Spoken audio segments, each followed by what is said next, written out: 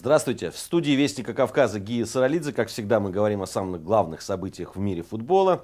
И сегодняшнее наше общение предлагаю начать с темы приближающейся весенней стадии чемпионата России, российской премьер-лиги по футболу. 8 марта так уж получилось, что именно в Международный женский день, когда все мужчины будут дарить букеты и подарки прекрасной половине человечества, в этот день им придется либо отвлекаться от этого замечательного занятия на футбол, ну, либо уж не отвлекаться.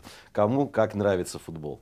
Но именно 8 марта первые пройдут игры чемпионата России, его весенней стадии. И вот как раз сегодня хотелось бы поговорить о том, что нас ждет. Ну, я напомню, что после 19 туров чемпионата России, которые уже состоялись, на первом месте идет команда ЦСКА, армейцы из Москвы. Чуть-чуть им уступают махачкалинцы, Анжи махачкалинский. И на третьей строчке расположился «Зенит». Разница там небольшая, разрывы не сказать, что прямо гигантские. Там 3 очка, 5 очков и так далее. От первого места я имею в виду. Ну, мы подробно говорили и подводили итоги первой части чемпионата России, поэтому давайте поговорим о том, что предстоит.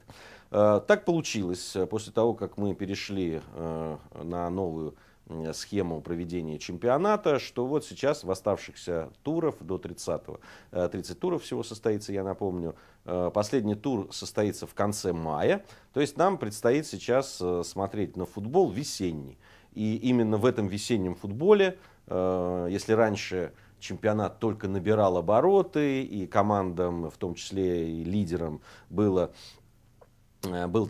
возможность немножко вкатиться в чемпионат, пока еще поля были не очень хорошие и так далее. Возможно было и потерять несколько очков незапланированных, но потом их наверстать уже в будущем. Сейчас каждая ошибка, особенно команд, которые претендуют на медали или на зону кубков европейских, каждая ошибка может стоить очень дорого, очень скоротечно пройдет эта часть чемпионата. Ну вот сами посудите, да, в начале марта начнется, в конце мая уже закончится. И там решится все, и судьба медалей, и судьба мест, которые дадут возможность играть в кубках, зарабатывать на этом в конце концов.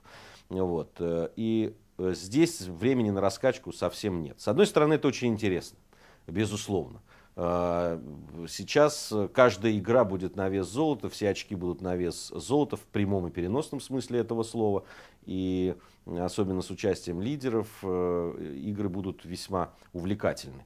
Другое дело, что насколько смогут команды, помимо воли к победе, преодоления трудностей, в том числе и природных, и погодных, показать футбол, который понравится зрителям. Здесь у меня большие сомнения. Ну, если даже сейчас посмотреть на то, в каких условиях будет проходить первый тур, то средняя температура, так скажем, по туру будет около нуля.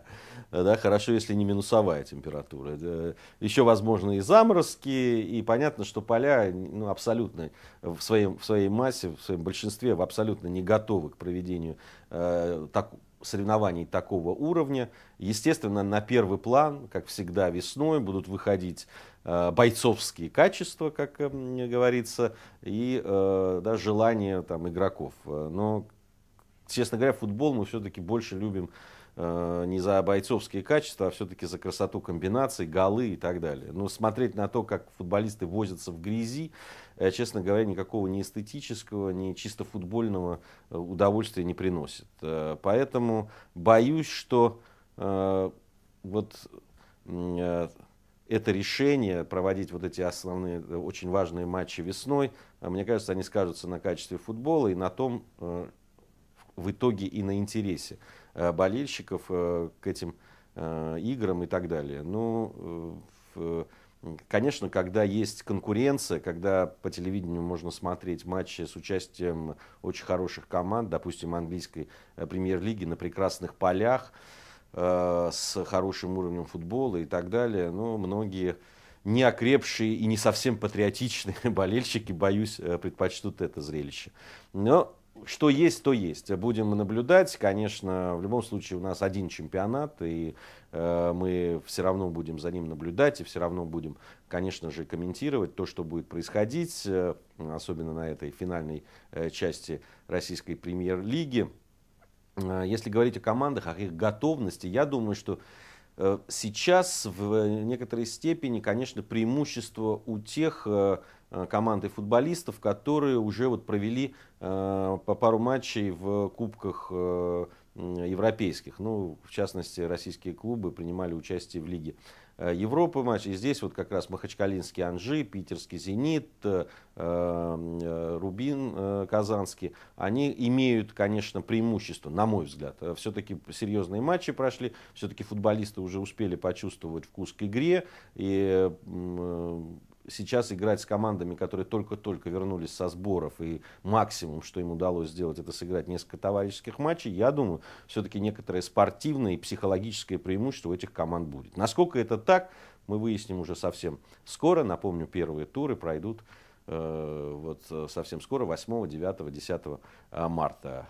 Естественно, как только эти матчи состоятся, мы встретимся здесь, в студии Вестника Кавказа, и подробнейшим образом их обсудим. Ну а в следующей части нашей программы я предлагаю поговорить о скандале, куда без них, который вызвал переход молодого игрока Ивана Соловьева из московского «Динамо» в питерский «Зенит». Вот подробно об этом переходе и о том, что вокруг этого писали и говорили, в следующей части нашей программы.